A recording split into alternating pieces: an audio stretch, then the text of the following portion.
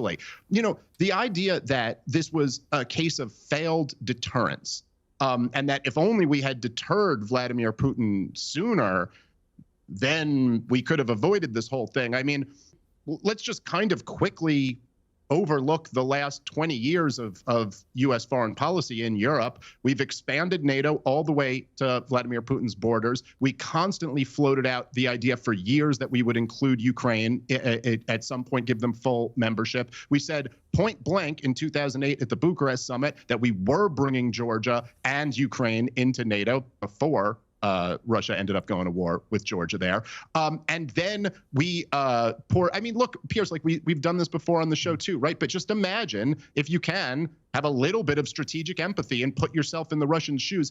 If Russia, let's say the Soviet Union had never collapsed, and the Soviet Union had poured $100 million into a Mexican street protest that overthrew a democratically elected government, and they had been saying for years they were going to bring Mexico into their military alliance, and then when the new government came up, they recognized them immediately and started arming them, as Donald Trump foolishly bragged about the other day with Zelensky in the Oval Office.